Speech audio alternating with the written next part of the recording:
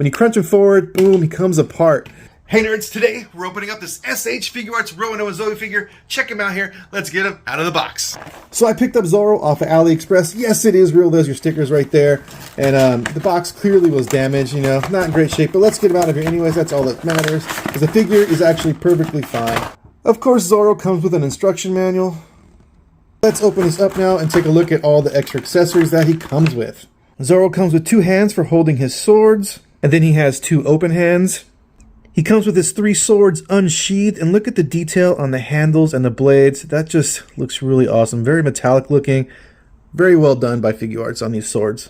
He's got this extra piece for his left bicep you can swap out with the one that's currently on it. He's got this evil smile head sculpt. He has a yelling head sculpt with that little bead of sweat dripping down his forehead. That's pretty cool. And then he has this second yelling head with no sweat dripping down, but you can see the veins popping out of his forehead. That's actually a pretty nice touch right there. He has this complete head sculpt right here where he's wearing the bandana. And if you look inside his mouth, you can see a little notch where it will hold the sword. So you can put his sword in his mouth for his 3-sword technique. And then we get this bonus Luffy faceplate as well. Let's put it on the Luffy figure back there. He looks like he's ready for it. And there's Luffy with his new faceplate. Let's get Zoro out of the packaging. And as we do, we're going to see that we have his 3 sheath swords right here, all together in one piece. That's right, one piece. And little notches on there to help connect to his belt so they don't fall off while he's wearing them. Let's get Zoro out of this plastic bag now. Check him out. It's a very nice looking figure. Look at that head sculpt. Very cool. Love that green hair. Nice bright colors. With the dark black outfit, the cloak. Of course, everyone knows this figure has tons of problems. This hard plastic makes posing him hard and all that stuff. We're going to get into that in just a moment. But first, let's just enjoy the beauty that is Zoro. Let's run through Zoro's articulation now. Most of us know there are some major problem issues on this figure, so we'll take a look at those areas when we get to them. Let's start off with his wrist right here. We have the nice standard Figuarts movement right there, spinning, all that fun goodness. We have the double jointed elbows, get a pretty decent bend. Let's see right there. We have a bicep cut where his arm rotates.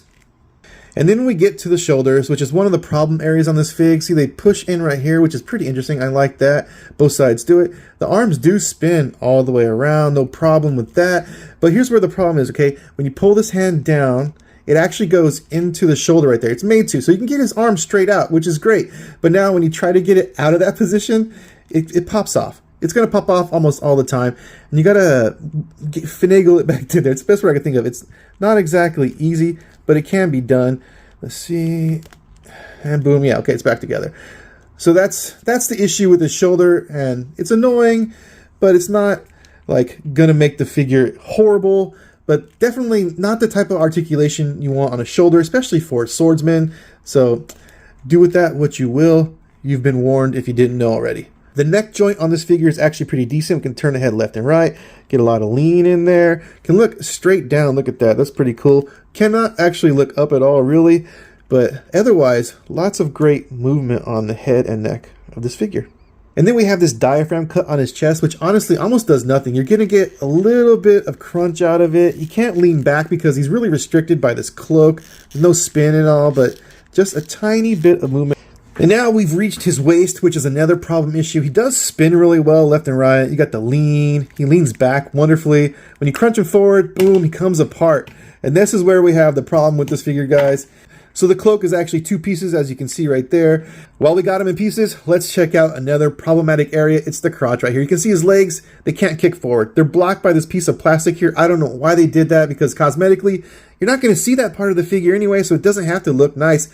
But, yeah, you can't kick it forward at all. His legs will kick back perfectly fine, but forward, not at all. The solution is actually to pull the legs off, and you would cut away that plastic with some knife or scissors, and then it works great. But meanwhile, as is, you can only kick out his legs if you make him do the splits, which is kind of pointless, you know.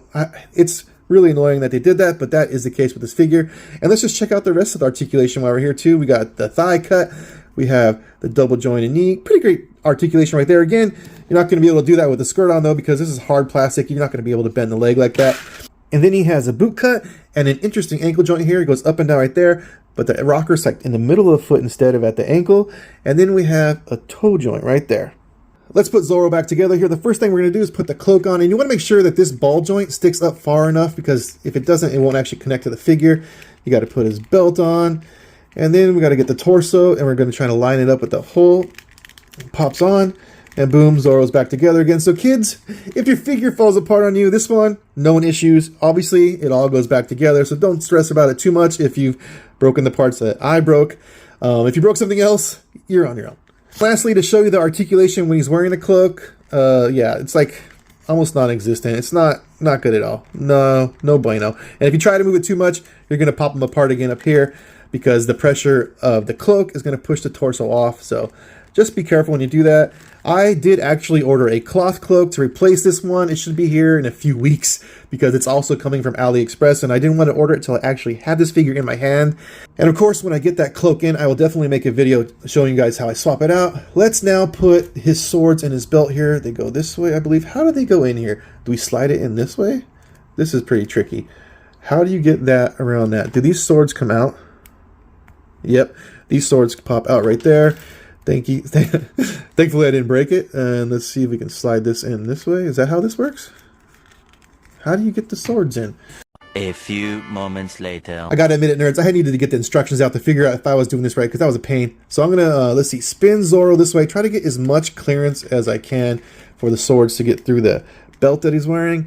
And then I believe we put it in kind of like this. And then kind of twist it as we go. To get a little bit of clearance, like, okay, we got that. Now we just need to get the white part in to lock into the belt. You know what? We could take the figure apart, put this belt on, and then put them back together. That might work too. A few minutes later. This is hard to do on camera. It's quite embarrassing. 6.5 hours later. Okay, that clips in there. And that clips in there. And I think we are good, finally. Maybe. Nope. Didn't stay in. 2,000 years later. Well, that was kind of ridiculous, but I finally got it. Now we can put the hilts back on here, and these do kind of have a specific way they go in. There's a nice little shape that you can line up. That one goes that way. You want to put the pointy part. See the point right there? The pointy part goes up. Let's see, put this one on. Maybe I should have done the other one first. The red one. Who knows? Ooh, that's kind of interesting. And then let's get this one in here. Again, pointy part up.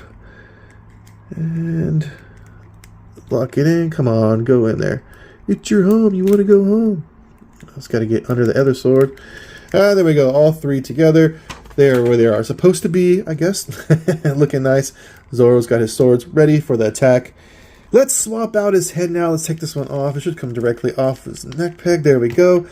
And let's take off this faceplate. Oh, that came off nice and easy. Let's go with the evil smile faceplate and put this back on. See how it just clips back in. We've got two holes at the top of the head and then a little peg right there at the bottom. There you go. Nice and easy. That was perfect. Pop this back on. Bam. Look at that. Super easy and quick to change Zoro's head. Now let's put this head on Zoro. We'll just pop this off once again. And this one should very easily pop on. Let's see, like this. Line up the hole in the peg. Come on, Zoro, be my buddy. Ooh, this one doesn't seem like it wants to go on there easily. Come on, I don't want to break the peg. Oh, there we got it on. A little sketchy at first, but we got it on. And this is the one that holds the sword. So let's pop a sword in his mouth. Let's see, we'll use the white one. And I'm not messing with the sheath right now just to show you guys this, but it should just pop in here pretty easy.